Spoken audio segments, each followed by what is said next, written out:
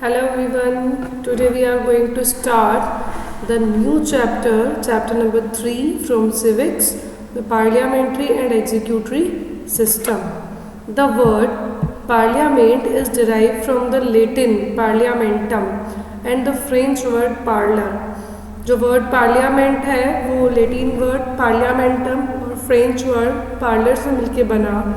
Originally meant a talk, जिसका मतलब होता था कि बातचीत करना या टॉकिंग क्या होती है, या ऑफ कोर्स पार्लियामेंट का मतलब होता है जिसमें हम ज़्यादातर समय कुछ चीज़ के ऊपर डिस्कस करें. The origins of parliament and similar assemblies can be traced back to many centuries ago.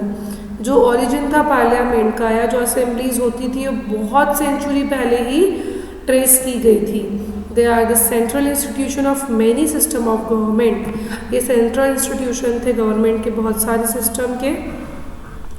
Parliament of India. The parliamentary government is also known by two other name. जो पार्लियामेंट्री गवर्नमेंट है वो दो और name से जानी जाती है.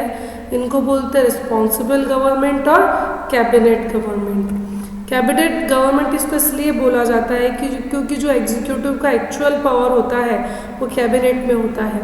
Cabinet अपने आप में खुद रिस्पॉन्सिबल होता है, खुद रिमूवेबल होता है लेजिस्लेचर के थ्रू. इसीलिए इस सिस्टम को रिस्पॉन्सिबल या पार्लियामेंट्री गवर्नमेंट भी कहा जाता है.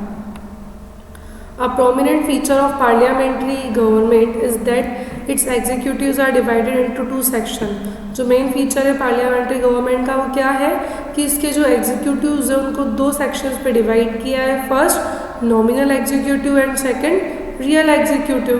कॉन्स्टिट्यूशनली जितने भी एग्जीक्यूटिव पावर्स होती है वो सब हेड ऑफ स्टेट होती है. The Constitution of India, which came into force on 26 January 1650 AD, provides for a bicameral parliament consisting of the President and two houses known as the Council of States. जो constitution है India का जो कि 26 जनवरी 1650 AD को force में आया वो by cameral parliament के थ्रू कंसिस्ट हुआ है, जो जिसमें प्रेसिडेंट और दो हाउसेस होते थे जिसको हम काउंसिल ऑफ स्टेट्स राज्यसभा के नाम से भी जानते हैं, और हाउस ऑफ पीपल जिसको हम बोलते हैं Lok Sabha. Now functions of parliament. The role and functions of parliament assume great significance in view of the basic principle and assumption associated with parliamentary democracy. जो रोल और फंक्शन होता है पार्लियामेंट का उसमें अज्यूम किया जाता है कि जो बेसिक प्रिंसिपल है और जो अजम्पशन है वो पार्लियामेंट्री डेमोक्रेसी के साथ में है. इसके फॉलोइंग फंक्शंस हैं. First, controlling the executive. एक बहुत ही सिग्निफिकेंट मतलब इम्पॉर्टेंट फंक्शन है पार्लियामेंट का. वो क्या है कि अपना पूरा कंट्रोल काउंसिल ऑफ मिनिस्टर्स के ऊपर डाल दे जिससे कि ये इनकी रिस्पॉन्सिबिलिटी को होल्ड करे ओमिशन की और कमीशन की. After that law making. Law making जो है प्राइमरी फंक्शन है किसी भी लेजिस्लेचर का. जो पार्लियामेंट है इंडिया का वो हर मैटर्स के ऊपर कानून बनाता है जिसमें कि यूनियन लिस्ट और कॉन्करेंट लिस्ट भी इंक्लूडेड होती है. जो स्टेट लेजिस्लेचर शेयर्स होते हैं पार्लियामेंट के साथ में उनके पास में पावर होता है कानून को बनाने का, कॉन्करेंट लिस्ट में से भी इसकी प्रायर परमिशन लेके. Next, controlling the finance. जो पार्लियामेंट होता है पर्टिकुलरली वो लोकसभा के फंक्शंस को एक्सरसाइज करता है फाइनेंस के लिए. जो लेजिस्लेचर होता है वो गवर्नमेंट के किसी भी सिस्टम के लिए रिस्पॉन्सिबल होता है जो कि पब्लिक फंड को रेज करते हैं और अपनी कंसेंट इसके ऊपर और कंट्रोल इसके ऊपर खर्च करते हैं. Next is constituent function. Parliament is the only body under the constitution. Parliament ही एक अकेली बॉडी है कॉन्स्टिट्यूशन में जो कि किसी भी प्रपोजल और अमेंडमेंट को इनिशिएट करता है. तो प्रपोजल होता है अमेंडमेंट का, आप उसमें इनिशिएशन कर सकते हो हाउस ऑफ पार्लियामेंट की तरह भी. Next one is electoral function. जो पार्लियामेंट होता है उसके कुछ इलेक्टोरल फंक्शन भी होते हैं जो कि परफॉर्म करने होते हैं. ये इलेक्शन में पार्टिसिपेट करता है. जो प्रेसिडेंट होते हैं, वाइस प्रेसिडेंट होते हैं, वो भी इलेक्शन में पार्टिसिपेट करते हैं। ये भी कमिटीज़ के मेंबर को इलेक्ट करते हैं, सिलेक्ट करते हैं, और preceding officers, deputy preceding officers भी इसमें कंबाइन होते हैं। जुडिशियल फंक्शन, जो जुडिशियल फंक्शन होते हैं पार्लियामेंट के, वो कम इम्पॉर्टेंट नहीं होते हैं।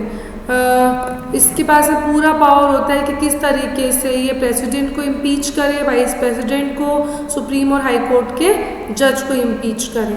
Now accountability of government to the parliament. अब क्या क्या जवाबदारी है गवर्नमेंट की पार्लियामेंट के लिए। The core of the parliamentary government is accountability of the prime minister and the cabinet to parliament. सबसे इम्पॉर्टेंट जो जवाबदारी होती है वो होती है गवर्नमेंट के लिए प्राइम मिनिस्टर की और पार्लियामेंट के कैबिनेट की। जो वेरी एग्जिस्टेंस है गवर्नमेंट का, वो सब पार्लियामेंट के सपोर्ट से ही रिसीव होता है। Next is Lok Sabha. The Lok Sabha, the members of the Lok Sabha are normally elected for a term of 5 year. जो लोकसभा के मेंबर रहते हैं उनको 5 साल के लिए चुना जाता है।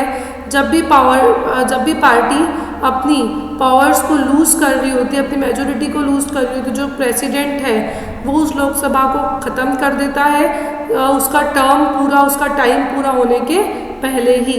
अगर इमरजेंसी का केस रहता है तो 6 महीने तक भी इसका टर्म बढ़ाया जा सकता है। जैसे ऐसे तो 5 साल होता है, लेकिन इसको 5 साल 6 महीने तक भी बढ़ाया जा सकता है। इन केस अगर पार्लियामेंट्री नहीं चल पा रही, लोकसभा नहीं चल पा रही है, तो इसको हम वापस से इलेक्ट भी कर सकते हैं नए मेंबर को। Composition, Lok Sabha is composed of representative of the people chosen bye direct election on the basis of adult suffrage. तो लोकसभा है वो